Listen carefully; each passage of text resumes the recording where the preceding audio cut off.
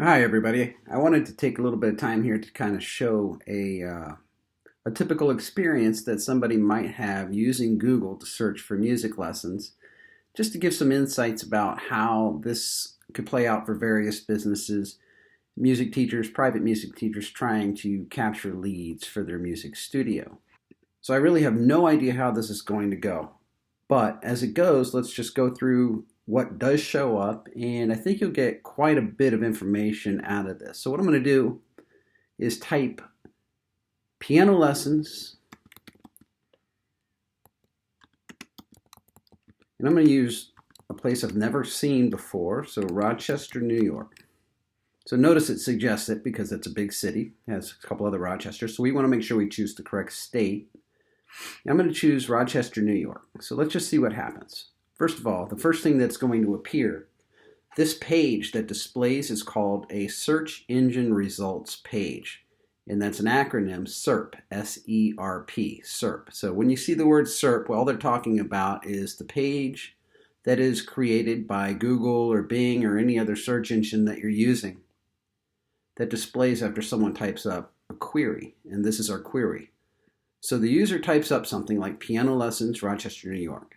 A SERPs page is going to display information about local search results, and that's this, what you see here with the map, and you see some results here on the side. You can click here and see more businesses and delve deeper into local search results. Notice how high up in the SERPs page this shows. You don't see any other results at this point.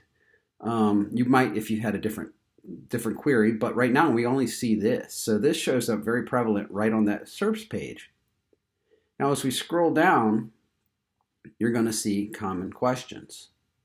These are an opportunity for anybody trying to capture traffic through a common question, because again, they're very high up. So when you create a web page, you can start thinking about, well, what are some of the common questions people might ask? Put those on your website.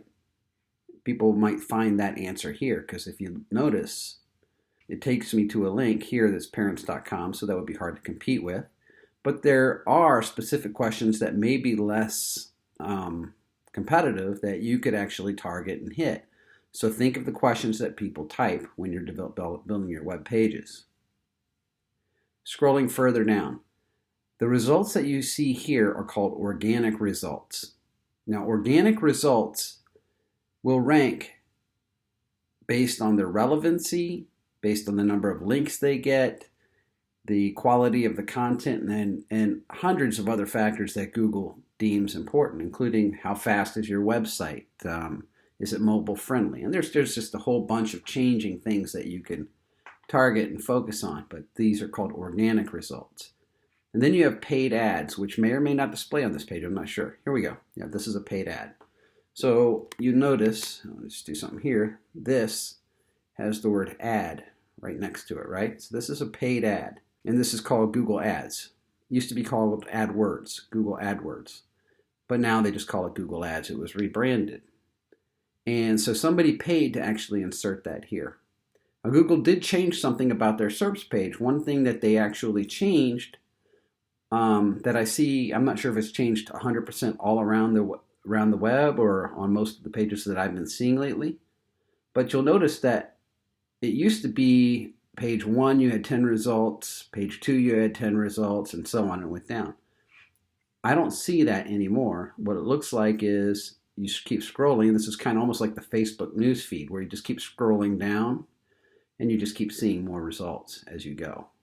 Almost like an endless SERPs page, right? So you can continue to scroll. So what does this mean as far as targeting if you're a music school in this? So let's just take a few of these examples. I don't know anything about any of these businesses at all, but what you see here in the one of the best places to get music students is going to be if you can rank high in the local search. So these 3 businesses rank high in the local search results.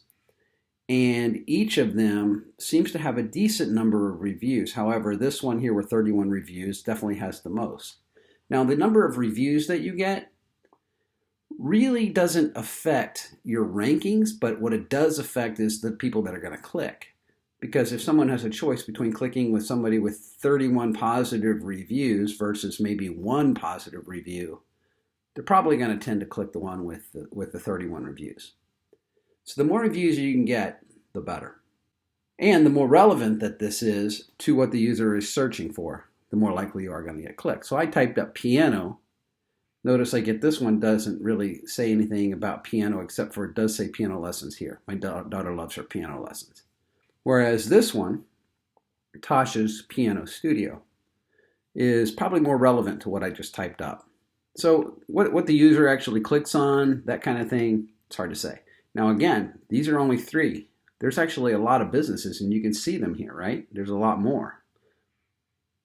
These are all different businesses that you can see here. So if I click more businesses, so if a user really wants to delve into it, they can find that there's quite a few. Some of them, like this one, for example, only have 3 reviews, so there's a big opportunity for this business to get a lot more reviews, and all of these businesses down here. So they want to get more reviews. That's really where I would focus if I were one of those businesses, because they could have great music schools, but they really need to focus on getting more reviews to really start driving traffic to their website through local search results. The way you actually show up in the Google local search results is through the Google My Business. I'm going to type this up here. GMB, Google B, Google My Business.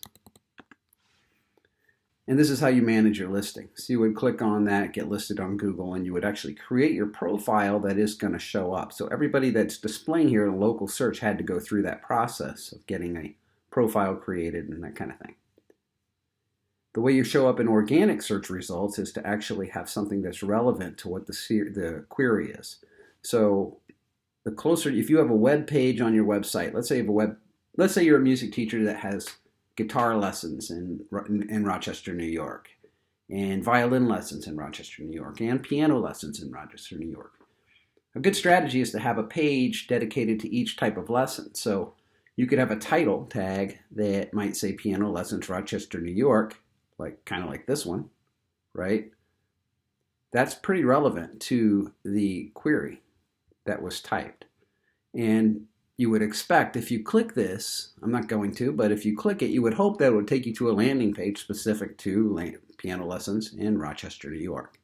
So when you're creating your pages, think about the types of lessons that you offer and where you're offering them and what you're trying to actually target. It's going to help you a lot. As far as creating Google Ads,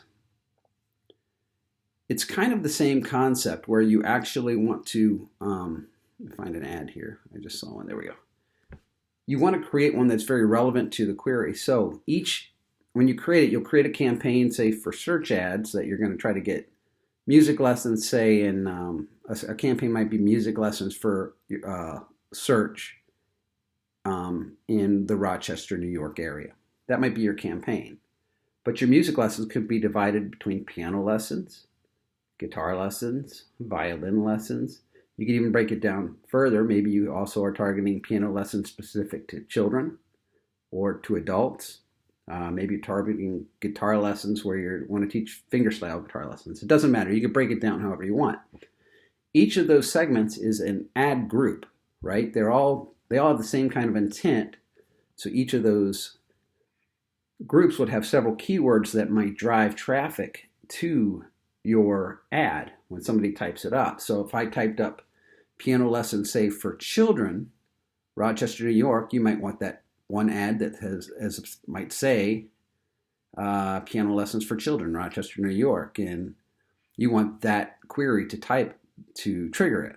But there might be other queries that could trigger it too. They may not type up lessons, they might type up piano teacher or piano instructor or piano classes. So you want to think of all these different key words that could trigger what you're actually trying to get. So this has been just a basic breakdown of how a SERPs page works, how the SERPs page is divided up between local search, your common questions. Sometimes they'll even have a snippet up at the very top that's not shown on this page, but a snippet might just try to answer a question and just really quickly, and that'll show up above everything. your organic results, and then your paid results down here.